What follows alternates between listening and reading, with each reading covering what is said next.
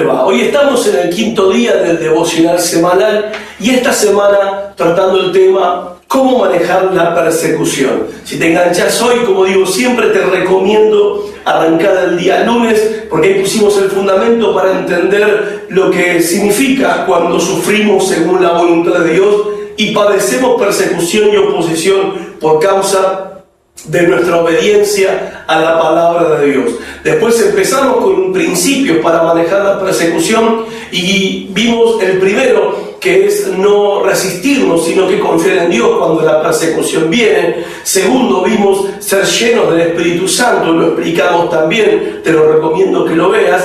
En tercer lugar, vimos la necesidad de ser audaces para aprovechar la oportunidad cuando uno está padeciendo persecución de predicar el Evangelio a otras personas.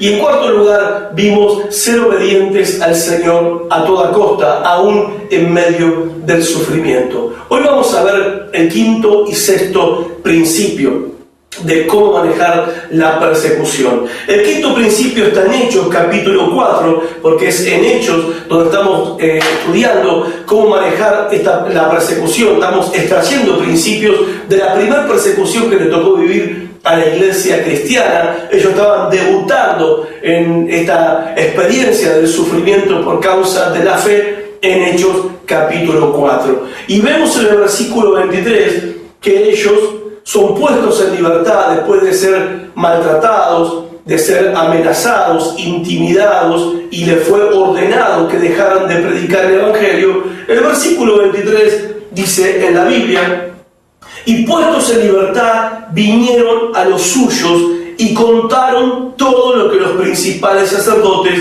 y los ancianos les habían dicho. La expresión que yo quiero rescatar acá para extraer el quinto principio es la siguiente: después que fueron puestos en libertad, vinieron a los suyos. Yo te pregunto, ¿qué es lo que haces, o mejor dicho, a quién recurrís cuando estás pasando por momentos de persecución, sufrimiento por causa de tu fe? A veces, por ser creyentes, sufrimos en la familia, sufrimos en el trabajo, sufrimos en la escuela, sufrimos a veces hasta en la iglesia. Esa es la realidad. Sufrimos en el mundo. Si vivimos piadosamente en Cristo Jesús, dice el apóstol Pablo, vamos a padecer persecución. Nuestra vida en santidad y en obediencia hace que el sistema satánico de este mundo reaccione contra nosotros. Ahora bien, cuando estás pasando por esos momentos que no son fáciles, ¿a quién recurrís? ¿A quién vas para hablar, para hacer tu catarsis, para compartir tus cargas y lo que te está pasando? El error que cometen muchos, ¿saben cuál es? Que cuando están pasando por esas situaciones, van a hablar con viejos amigos. Amigos que no son creyentes, familiares que no son creyentes, compañeros de trabajo, de escuela que no son creyentes, y van ahí a llorar en el hombro de esas personas. Pero ¿qué dice la palabra de Dios? Dice que ellos, después que fueron puestos en libertad, vinieron a los suyos. Vinieron a los suyos y contaron todo lo que les había pasado. Vinieron a los suyos. Déjenme decirles, nosotros tenemos que arrepentirnos de un pecado que a veces cometemos. La Biblia dice que nosotros tenemos que preferirnos, los creyentes tenemos que preferirnos los unos a los otros. Pero a veces algunos de ustedes lo que hacen es, cuando están pasando por situaciones difíciles, por momentos de tribulación, estás padeciendo por causa de tu fe, padeciendo, sufriendo por ser obediente a la palabra de Dios, vas a contarle los problemas a tu suegra, a tu mamá, a tu papá, a tus parientes inconversos, a tus amigos no creyentes. Ay, ponete a pensar, primero, ¿qué ayuda te van a dar? Está bien, obvio que te prestan la oreja y vos te descargás, pero ¿qué consejos sabios te pueden dar? Si ellos están en la oscuridad, están en las tinieblas. Segundo, ponete a pensar esto también. Ellos, ¿qué idea se van a formar de lo que es la vida cristiana?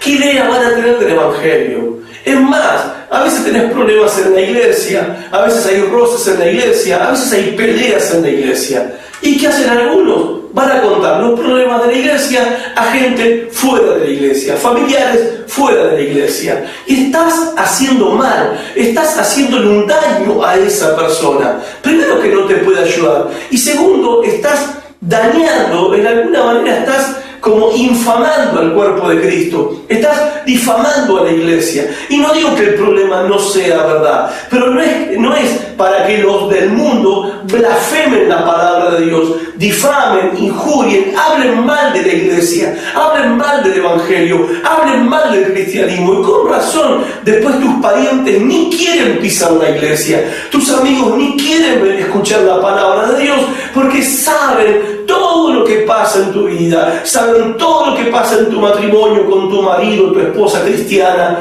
saben lo que pasa con los líderes cristianos, saben lo que pasa en la iglesia. ¿Qué van a ser salvos así?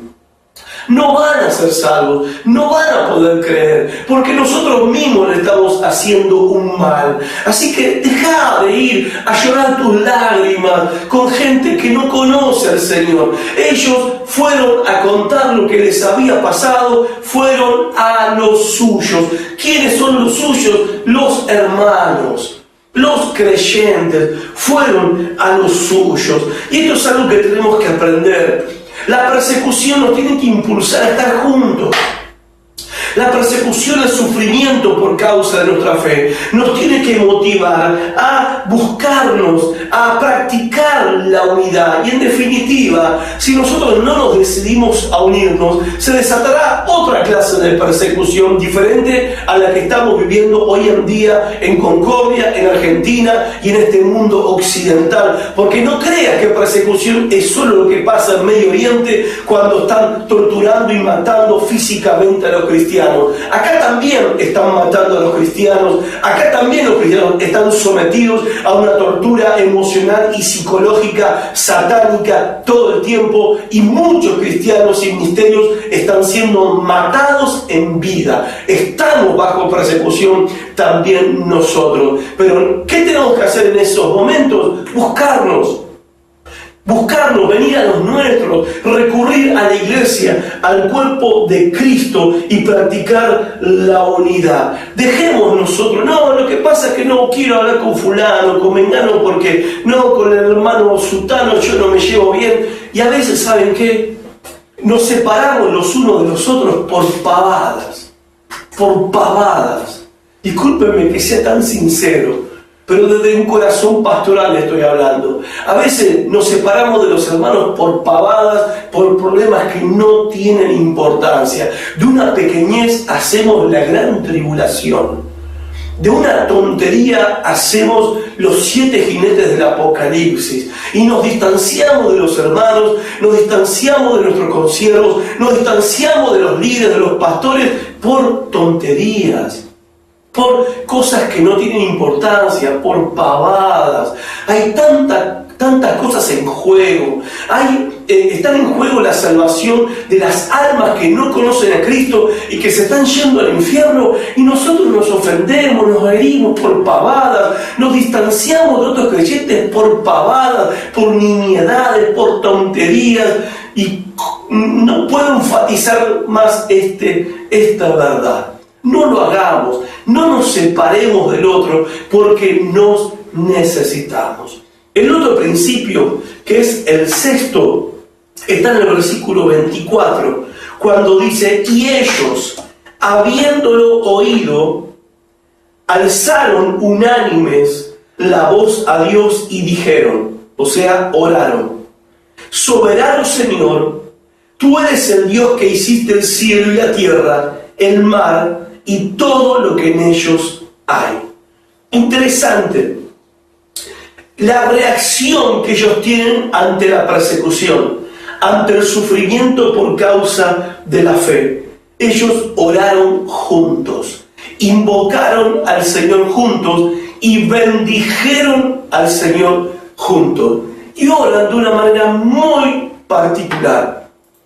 A ver, ¿cómo puedo decirlo? Oran de una manera muy extraña a la forma usual en que se ora hoy cuando hay problemas, tenemos problemas, o estamos padeciendo persecución o sufrimiento por causa de la fe y enemigos se levantan contra nosotros. ¿Cómo se ora hoy? Nos ponemos a orar para que Dios disperse a nuestros enemigos, para que Dios le aplaste la cabeza a Satanás, para que Dios nos libre de toda la situación, para que Dios aleje a los demonios, para que Dios no nos ponga en una cajita de cristal y no nos pase nada. Sin embargo, ellos oran diferente a cómo oramos nosotros hoy en día. Pienso que también debe ser por eso, que ellos tenían las respuestas que tenían y nosotros no las tenemos, porque ellos oran de una manera totalmente diferente. Comienzan orando diciendo: soberano Señor, tú eres el Dios que hiciste el cielo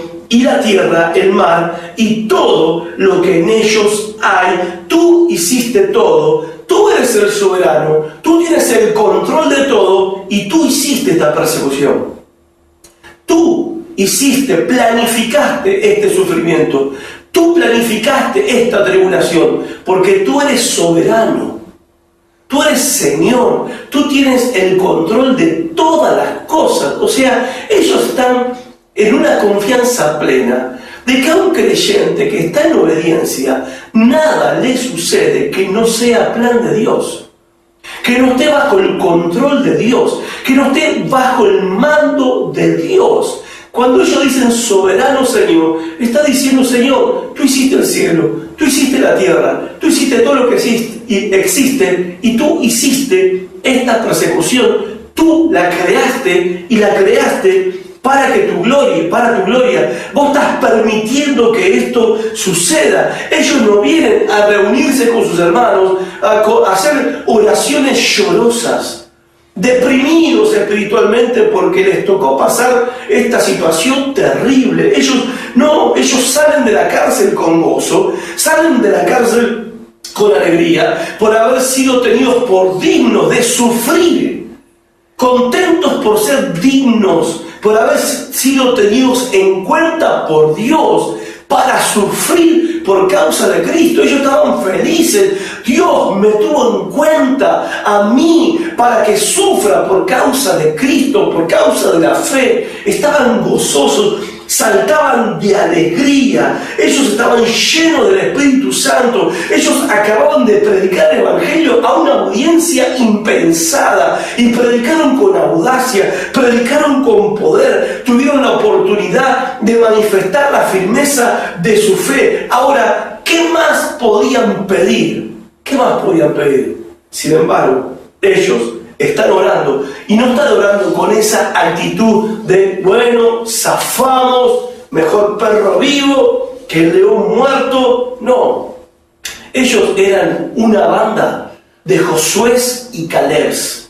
Eran gente que entendía que los cristianos no son cobardes, no retroceden. Ellos alaban a Dios por el poder soberano de Dios, porque Dios está en control de todas las cosas.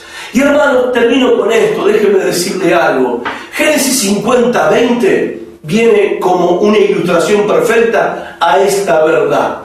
¿Qué es lo que nos dice Génesis 50:20? La historia de José, que había sufrido a causa de que sus hermanos lo habían vendido como esclavo y vivió como esclavo en Egipto hasta que Dios lo restauró después de haber pasado un tiempo en la cárcel de manera injusta, y por la providencia de Dios José termina siendo el primer ministro de la potencia mundial más grande de esa época, que era Egipto. Sus hermanos, por providencia de Dios, van a Egipto buscando alimentos porque había un hambre terrible en la tierra. ¿Y quién los atiende? El mismo José, quien ellos habían vendido. Ellos no lo reconocen.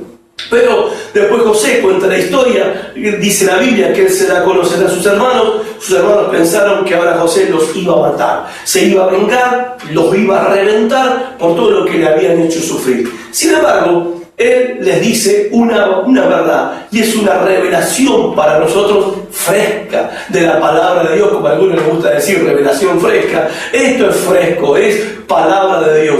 Génesis 50:20, que es la única manera que nosotros tenemos para mirar la persecución de una perspectiva correcta. Dice Génesis 50:20, José le dice a sus hermanos: vosotros pensasteis mal contra mí, mas Dios lo encaminó a bien, para hacer lo que vemos hoy, para mantener en vida a mucho pueblo. Y esta es la única manera de mirar la persecución. Alabar a Dios porque Dios es bendito y porque Dios usó la situación negativa, dolorosa y mala para transformarla en algo bueno y en algo positivo.